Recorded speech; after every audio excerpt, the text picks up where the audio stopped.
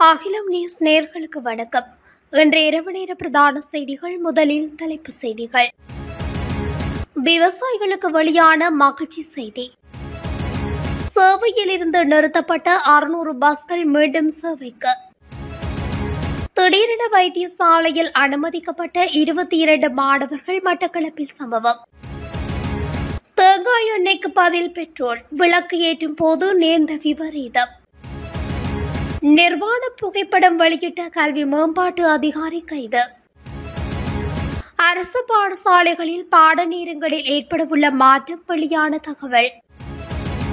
கிருணிகா உள்ளிட்ட 15 பேருக்கு எதிரான வழக்கு நீதிமன்றம் பிறப்பித்த உத்தரவு. பேருந்தின் சில்லுக்குள் சிக்கி சிறுவன் பரிதாப உயிரிழப்பு. தொடர்பென விரிவான செய்திகள்.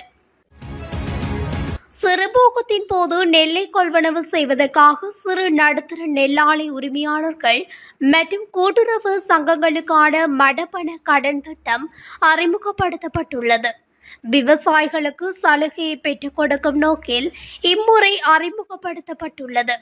இந்த திட்டம் நாளை முதல் ஆரம்பிக்கப்படும் என்று நிதி அமைச்சு தெரிவித்துள்ளது. இந்த விடயங்கள் தொடர்பில் நிதி அமைச்சு வெளியிட்டுள்ள அறிக்கையில், இந்த கடன் சலுகையின் ஊடாக 7% வருடாந்திர வட்டியில் 50 மில்லியன் ரூபாய் வரையிலான கடனை பெற்றுக்கொள்ள முடியும் என்பதுடன் அந்த கடன் தொகையை 180 நாட்களுக்குள் திருப்பி செலுத்த வேண்டும். இந்த கடன் திட்டத்துக்கு அமைய வங்கிகளின் ஊடாக விடுவிக்கப்படவுள்ள மொத்த கடன் தொகையின் பெறுமதி 6500 மில்லியன் ரூபாய் விடுவிக்கப்பட்டுள்ளது.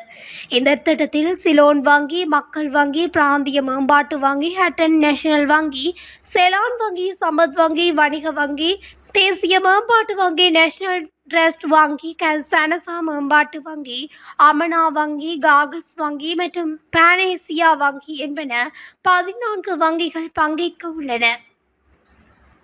முன்னர் சேவையில் இருந்து நிறுத்தப்பட்ட 600 பஸ்கள் பழுதுபார்க்கப்பட்டு மீண்டும் சேவையில் சேர்க்கப்படும் என இலங்கை போக்குவரத்து மற்றும் நெடுஞ்சாலைகள் பிரதியமைச்சர் பிரசன்ன குணசேன தெரிவித்துள்ளார்.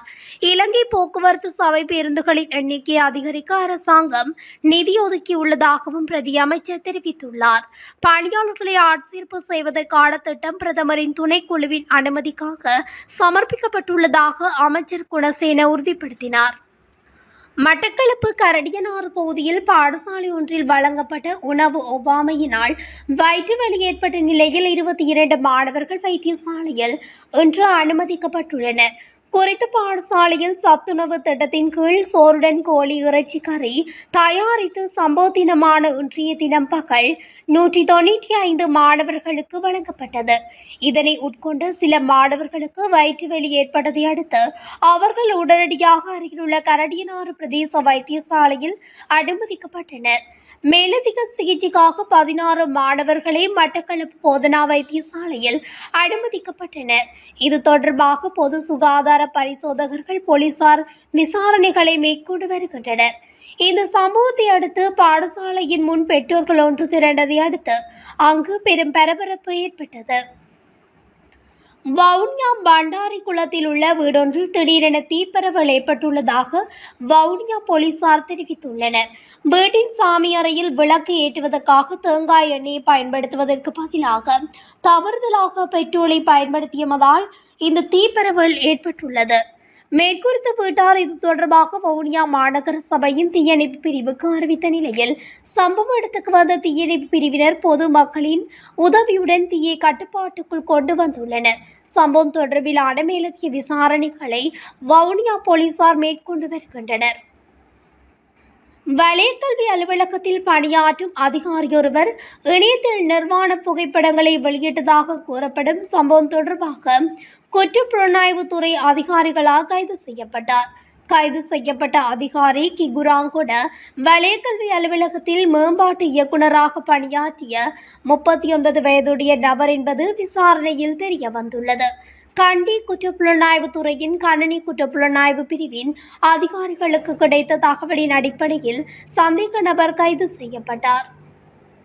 அரசு பாடசாலைகளில் ஒரு பாடத்துக்கான கற்பித்தல் நேரத்தை 45 நிமிடங்களில் இருந்து 50 நிமிடங்களாக அதிகரிப்பது குறித்து கவனம் செலுத்தப்பட்டு வருவதாக கல்வி பிரதி அமைச்சர் மதுர செனவரத்ன தெரிவித்துள்ளார். இது தொடர்பில் அவர் மேலும் தெரிவிக்கையில், மாணவர்களுக்கு கற்பிக்கப்படும் சில பாடங்களை கற்பிப்பதற்காக ஒதுக்கப்பட்ட நேரம் போதுமானதாக இல்லை. இதுகுறித்து பல சந்தர்ப்பங்களில் கல்வி அதிகாரிகளுடன் கலந்துரையாடியுள்ளோம். இந்த வாரம் ஆரம்பிக்க திட்டமிடப்பட்டுள்ள ஆசிரியர் பயிற்சி கல்வி திட்டங்களின் போது இதுகுறித்து இறுதி முடிவு எட்டப்படலாம் என பிரதி அமைச்சர் சுட்டிக்காட்டியுள்ளார். மேலும் பாடசாலை நேர நீட்டிப்பு தொடர்பாக இதுவரை கல்வி அதிகாரிகளுக்கு வழிகாட்டுதல்கள் அனுப்பப்படவில்லை எனவும் அவர் கூறியுள்ளார். மேலும் 2ஆம் தவணையின் பாடத்திட்டத்தை உள்ளடக்குவதற்காக 6 தொடக்கம் 11ஆம் வகுப்புகளுக்கான பாடசாலை நேரத்தை பிற்பகல் 3:30 நேரம் அளவில் நீட்டிக்க ஒப்புதல் அளிக்கப்படும் என வடமேற்கு மாகாண கல்வி இயக்குநர்களுக்கு எழுத்துப்பூர்வமாக அறிவித்துள்ளது. 2ஆம் தவணை பாடத்திட்டத்தை உள்ளடக்கி மாணவர்களை பரீட்சைகளுக்கு தயார்படுத்தும் நோக்கில் பாடசாலையின் தினசரி கால அட்டவணையில் ஒவ்வொரு பாடத்திற்கும் தலா 55 நிமிடங்கள் ஒதுக்க அறிவுறுத்தப்பட்டுள்ளது. முன்னாள் நாடாளுமன்ற உறுப்பினர் கிருணிகா பிரேமச்சந்திர மற்றும் 15 சந்தேக நபர்களுக்கு எதிரான வழக்கை டிசம்பர் 8ஆம் தேதி மீண்டும் விசாரணைக்கு எடுத்துக்கொள்ள நீதிமன்றம் உத்தரவிட்டுள்ளது. கருவாத்தோட்டம் காவல்துறை பிரிவில் வீதிகளை மறித்து ஆர்ப்பாட்டத்தில் ஈடுபட்ட சம்பவம் தொடர்பில் கொழும்பு நீதவான் நீதிமன்றத்தில் இன்று முன்னிலைப்படுத்தப்பட்ட போது இந்த உத்தரவு பிறப்பிக்கப்பட்டுள்ளது. குறித்த முறைப்பாடு இன்று கொழும்பு தலைமை நீதவான் தனஜாலக்மாலி ஜேதுங்க முன்னிலையில் விசாரணைக்கு எடுத்துக் கொள்ளப்பட்டது. இதன்போது இந்த சம்பவம் தொடர்பான விசாரணைகள் முடிந்துவிட்டதாகவும் அறிக்கைகள் சட்டமா அதிபருக்கு அனுப்பப்பட்டுள்ளதாகவும் கருவாத்தோட்ட காவல்துறையினர் நீதிமன்றத்துக்கு தெரிவித்தனர். அதன்படி வழக்கு விசாரணைகளை டிசம்பர் 8ஆம் தேதி மீண்டும் விசாரணைக்கு எடுத்துக்கொள்ள உத்தரவிட்ட நீதவான் அன்றைய தினம் சட்டமா அதிபரின் அறிவுறுத்தல்கள் குறித்து நீதிமன்றத்துக்கு தெரிவிக்குமாறு காவல்துறையினருக்கு அறிவுறுத்தினார்.